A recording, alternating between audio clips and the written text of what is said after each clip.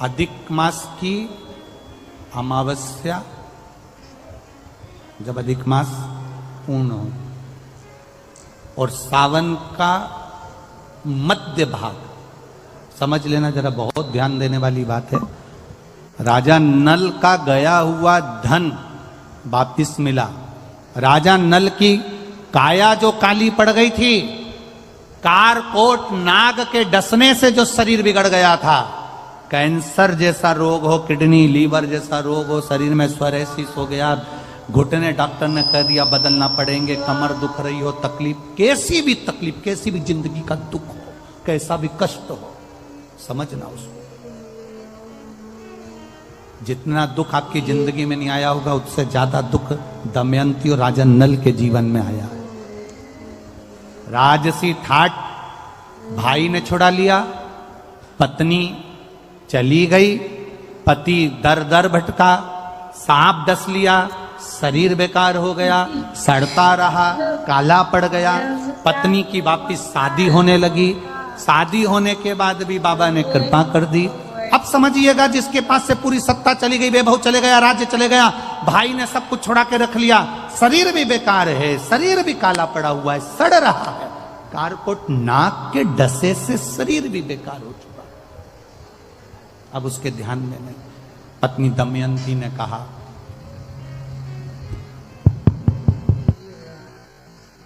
पत्नी कह रही है, पत्नी दमयंती कह रही है, शिव की आराधना करते हैं दोनों, चलो।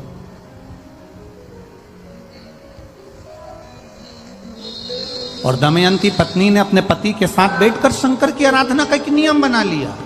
रोज शिव के मंदिर में 2 लोटा जल का स्मरण किया। अब फिर निवेदन करेंगे, सारे दिन तुम बाकी के दिनों में जाओ, सारी समस्या का हल, जम जम के बोलो जरा, 1 लोटा जल, पर सावन के महीने में 2 लोटा जल।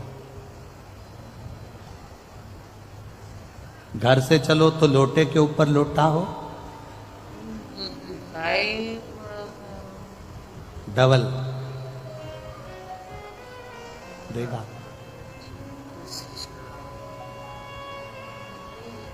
डबल। कब मंजिल डबल कर देगा, कब तुम्हारी आय डबल कर देगा, कब तुम्हारी जिंदगी के सुख को डबल कर देगा, पता ही नहीं पड़ पाएगा, पता नहीं चलेगा। और मंदिर में जैसे ही प्रवेश करो तो दोनों हाथ में, देहली पर चढ़ने से पहले 2 हाथ में कलश हो, और शिव का मूल स्मरण, श्री शिवाय नमस्तुभ्यम बोलते हुए देवादिदेव महादेव को धार चढ़ रही हो, 2 ही हाथ। दमयंती और नल ने नियम बना लिया। अब इनको मालूम नहीं पड़ा कि सालों निकल गए, निकलते निकलते इनको नहीं मालूम पड़ा कि मलमास आ गया, और मलमास आया, और वो मलमास, वो अधिक मास सावन के महीने में आ गया। संजोग ऐसा बन गया कि मलमास पूरा धीरे धीरे धीरे धीरे करते करते सावन के 15 दिन इधर रह गए, 15 दिन उधर रह गए, बीच में मलमास फंसा था। इस अधिक मास का पूरा महीना निकला, अमावस्या का दिन आ गया, और इधर सावन लग रहा था, इधर अमावस्या पड़ गई, और दूसरे दिन सावन के 15 दिन पड़ना थे, शिव के दिन पड़ना थे। और शास्त्र कहता है अधिक मास का आखिरी दिन और सावन का महीना वापिस लग रहा हो, उस दिन 33 कोटि देवी देवता भगवान शंकर के मंदिर में खड़े होकर अपनी जिंदगी का सारा पुण्य लौटाना चालू कर देते हैं, पूरा पुण्य।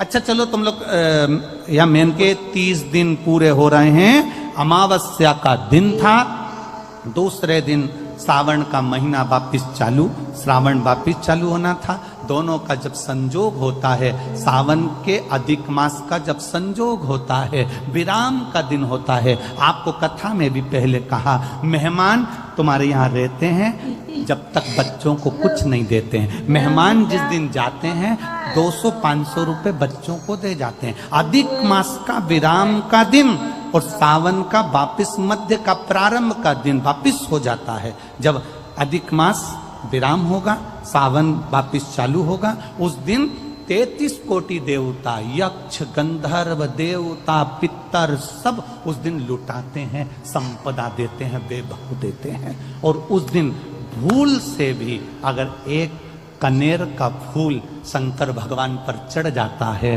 तो जिंदगी का सारा भंडार बाबा भर जाता है। एक पुष्प, कनेर देखा है? पंचपुष्प शिव महापुराण की कथा बाची है पहले, उसमें कनेर के फूल का भी दर्शन कराया था। ये रोड के ज्यादातर लोग ये कनेर का जो फूल है ना रोड के बीच में लगा देते, क्योंकि उसको जानवर भी नहीं खाता, पशु भी नहीं खाता, पक्षी भी नहीं खाता, जहरी।